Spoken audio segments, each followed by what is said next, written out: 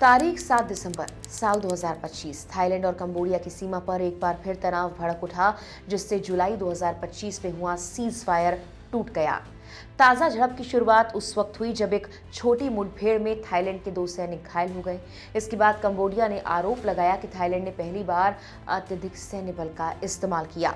Cambodia के मुताबिक Thailand ने F-16 लड़ाकू विमान, देश में बने KB-5E कामिकाजे ड्रोन और भारी तोपखाने का सहारा लिया। इन हमलों में न सिर्फ सैन्य ठिकानों बल्कि आम नागरिक इलाकों को भी निशाना बनाया गया।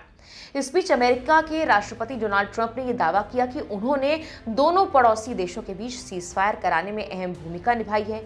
लेकिन इसके तुरंत बाद थाईलैंड के प्रधानमंत्री अनुतिन ने साफ कहा, कंबोडिया के खिलाफ सैन्य कार्रवाई जारी रहेगी। ऐसे में बड़ा सवाल, क्या थाईलैंड और कंबोडिया के बीच एक बड़े युद्ध की आशंका तेज हो गई है? क्या ट्रंप का सीज फायर वाला दावा फेल हो चुका है? और आखिर इस विवाद की जड़ क्या है? साथ ही सीमा पर मौजूदा हालात कैसे हैं? इन सभी सवालों के जवाब आपको इस वीडियो में विस्तार से हम देने वाले हैं। सबसे पहले बात करते हैं कि आखिर ये विवाद कैसे और कब शुरू हुआ। थाईलैंड और कंबोडिया के बीच सीमा विवाद की जड़ें कई दशकों पुरानी है, लेकिन इसका सबसे बड़ा केंद्र प्रिय विहर मंदिर और उसके आसपास का इलाका रहा है। 1962 में अंतर्राष्ट्रीय अदालत यानी ICJ ने मंदिर को कंबोडिया का माना। इसके बाद भी मंदिर के आसपास की सीमा रेखा पर दोनों देशों में असहमति बनी रही। साल 2008 से 2011 के बीच इस इलाके में कई बार हिंसक झड़पें हुई। हाल के सालों में तनाव कभी कम तो कभी ज्यादा होता रहा और जुलाई 2025 में सीज फायर हुआ था, जो अब टूट गया। अब मौजूदा टकराव शुरू कैसे हुआ, ये भी आपको बताते हैं। सीमा पर पेट्रोलिंग और चौकियों को लेकर दोनों देशों में तनातनी बढ़ी। 7 दिसंबर 2025 को एक छोटी मुठभेड़ में थाईलैंड के 2 सैनिक घायल हुए। इसके बाद हालात तेजी के साथ बिगड़े और कंबोडिया ने आरोप लगाया कि थाईलैंड ने भारी हथियारों और हवाई ताकत का इस्तेमाल किया। नतीजा रहा कि पुराने सीमा विवाद और हालिया झड़प के बाद तनाव फिर से चरम पर। बताया जा रहा कि टकराव तामुएन थाम और ता काब्रे मंदिर परिसरों के पास हुआ, जो थाईलैंड के सुरिन और बुरीराम प्रांतों और कंबोडिया के ओदार मींचे प्रांत की सीमा पर स्थित हैं। इसके अलावा कंबोडिया के प्रेविहर प्रांत में स्थित प्रेविहर मंदिर क्षेत्र, जो थाईलैंड के सिसाकेत प्रांत के पास है, वहां पर भी झड़प हुई। साथ ही एमराल्ड ट्रायंगल इलाके में भी तनाव देखा गया, जहां कंबोडिया का प्रेविहर प्रांत और थाईलैंड का भी एक प्रांत और लाओस की सीमाएं मिलती हैं। हालांकि अभी तक जारी झड़पों में मारे गए लोगों की सटीक संख्या साफ नहीं, लेकिन अंतर्राष्ट्रीय पर्यवेक्षकों और सीमा के दोनों तरफ से मिली जमीनी रिपोर्टों के मुताबिक कुछ और रिपोर्ट्स में ये बताया गया है कि करीब 20 लोगों की मौत हो चुकी है। इन संघर्षों की वजह से थाईलैंड कंबोडिया सीमा के दोनों ओर करीब 6 लाख लोग अपने घर छोड़ने पर मजबूर हो चुके हैं। झड़पें जारी रहने के बीच थाईलैंड ने सीज फायर से इनकार कर दिया। थाईलैंड का कहना है कि पहला सीज फायर समझौता काम नहीं कर पाया। थाई सरकार ने साफ कहा कि जब तक उसकी संप्रभुता को चुनौती मिलती रहेगी, तब तक सैन्य कार्रवाई जारी रहेगी। जुलाई में 5 दिनों तक चली भीषण लड़ाई में दर्जनों लोगों की मौत के बाद थाईलैंड और कंबोडिया के कुआलालंपुर में तुरंत और बिना शर्त सीज फायर पर सहमति जताई थी। इस समझौते में मलेशिया, अमेरिका और चीन ने मध्यस्थ की भूमिका निभाई थी। इसके बाद अक्टूबर में थाईलैंड और कंबोडिया ने कुआलालंपुर पीस अकॉर्ड पर हस्ताक्षर किए।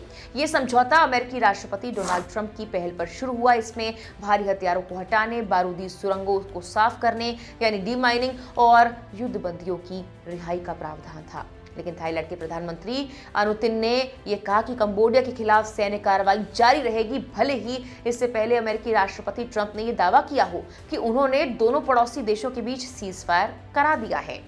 शनिवार सुबह फेसबुक पर किए गए एक पोस्ट में अनुतिन ने लिखा, थाईलैंड तब तक सैन्य कार्रवाई करता रहेगा जब तक हमें अपनी जमीन और अपने लोगों के लिए किसी भी तरह का खतरा महसूस होता रहेगा। मैं ये बात साफ कहना चाहता हूं, आज सुबह हमारी कार्रवाई ने सब कुछ कह दिया है।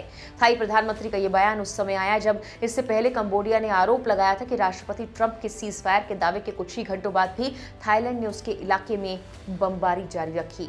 कंबोडिया के रक्षा मंत्रालय ने भी सोशल मीडिया पर कहा कि 13 दिसंबर 2025 को थाई सेना ने 2 F-16 लड़ाकू विमानों का इस्तेमाल करते हुए कई ठिकानों पर 7 बम गिराए।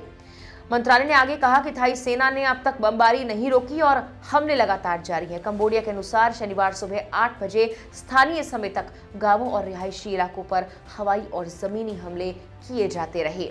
स्थानीय मीडिया संस्थान खमेर टाइम्स ने कंबोडिया के सूचना मंत्रालय के हवाले से ये कहा कि थाईलैंड से सटे परसाट प्रांत के और इलाकों में होटलों पर बमबारी की गई।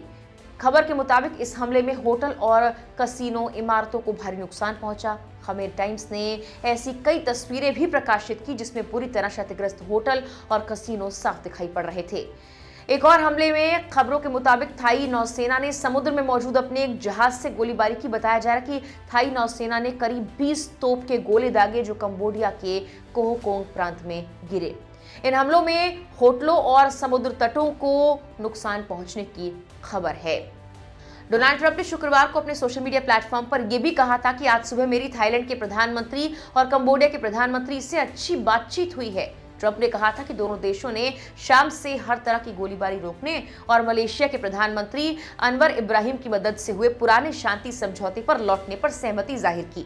थाईलैंड के प्रधानमंत्री अनुतिन ने इसके बाद फेसबुक पर इस दावे को खारिज करते हुए कहा कि मामला किसी भी तरह से कोई साधारण या अचानक हुआ हादसा नहीं है। शनिवार को भी हमले जारी रहे जिससे थाईलैंड और कंबोडिया के बीच लगातार छठे दिन में लड़ाई प्रवेश कर गई।